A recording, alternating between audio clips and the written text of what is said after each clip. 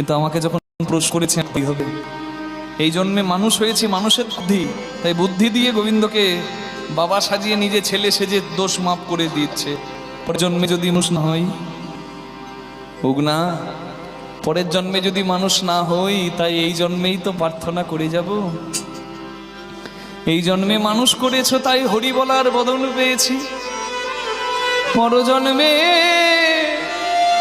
পরজন্মে যদি এই বদন না পায়, যদি তুমি আমায় পশু করে পাঠাও, যেন তুমি আমায় ধেনু করো, আমার দুগ্ধ দিয়ে তোমার সেবা হবে, আমার চামড়া দিয়ে তোমার শ্রীখোল হবে, মৃদঙ্গ হবে। আর যদি পশু না করে পাখি করো, তুমি যেন আমায় ময়ূর করো, আমার পালক দিয়ে তোমার চূড়া হবে, তোমার চূড়া হবে। আমার পালক দিয়ে পাখা করে ভক্ত সেই পাখার শীতল বাতাস তোমার অঙ্গে দেবে।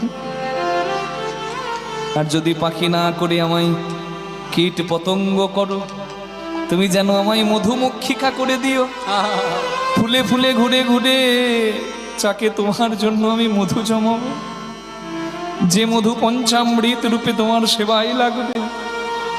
আর যদি জলে আমার জন্ম হয়, তুমি যেন আমায় শঙ্খ করে জন্ম দিও, তোমার আরতিকালে ভক্তবদনে প্রাণ ভরে বাজবো।